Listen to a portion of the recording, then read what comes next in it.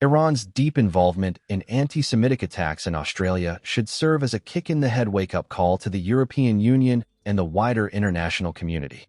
Australia made the unprecedented decision to expel the Iranian ambassador, Rafizadeh, the first such diplomatic action in the country since World War II.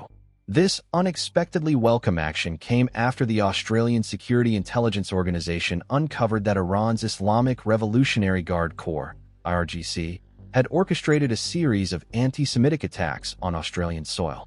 The attacks targeted a kosher restaurant in Sydney and a synagogue in Melbourne, causing significant property damage and sowing fear within the Jewish community, although fortunately nobody was killed in the attacks. Investigations revealed that the IRGC had employed intermediaries in Australia, including organized crime networks, to carry out these attacks, demonstrating the regime's continuing reliance on proxies to pursue its hostile objectives abroad. Despite Iran's official denial of these allegations, calling them as baseless and a conspiracy to undermine Iran-Australia relations, the Australian government stood firm, emphasizing that such acts of terrorism and anti-Semitism could not be tolerated.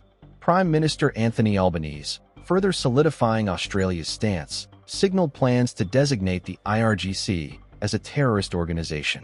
This move underscores the necessity of a proactive and uncompromising approach to dealing with a regime that consistently operates through violence and intimidation, setting a clear contrast to the more cautious diplomatic engagements often observed from the European Union and the West. The attacks in Australia are just part of a broader pattern of anti-Semitism and bellicosity from the Iranian regime against Jewish communities across the world. Iran's belligerency toward Jewish communities extended far beyond its borders. For decades, Iran, using terror and intimidation to advance its ideological agenda, Iran has systematically targeted Jewish institutions and individuals in multiple countries.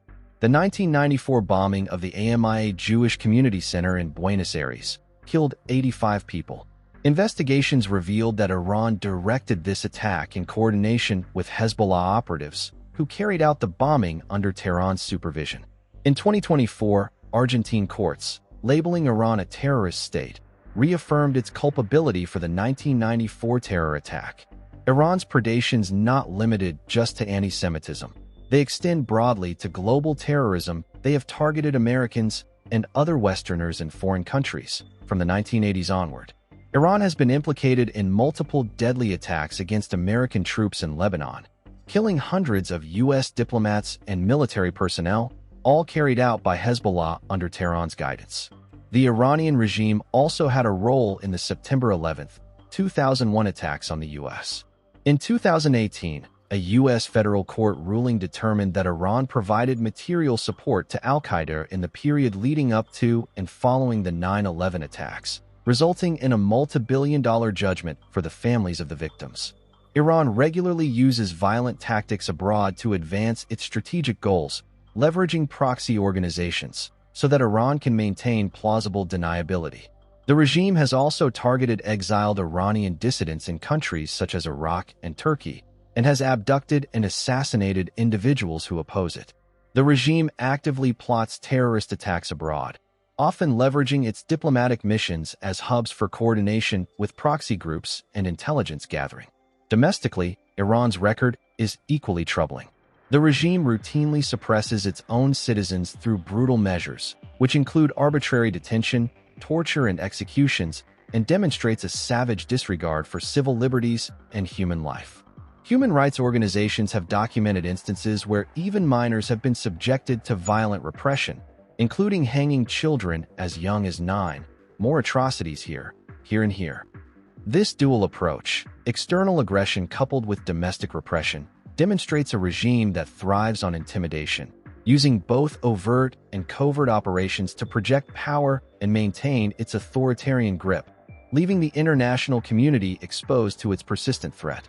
Given Iran's long, documented history of anti-Semitism, terrorism, and domestic repression, it is difficult to understand why some international actors have advocated for engagement, negotiation, or sanctions relief with Iran.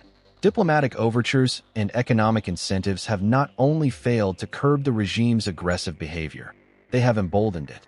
Australia's unequivocal response to Iranian terrorism is instructive. By expelling Iran's ambassador, severing diplomatic ties, and moving toward formally designating the IRGC as a terrorist organization, Australia has set a precedent that European nations and other members of the international community would do well to follow. Closing Iranian embassies and consulates, expelling diplomats, and halting trade with Iran, and especially secondary sanctions, banning trade with countries that trade with Iran, would disrupt its operations, curb its influence, and send a message that the regime's pattern of aggression and anti-Semitism will not be tolerated.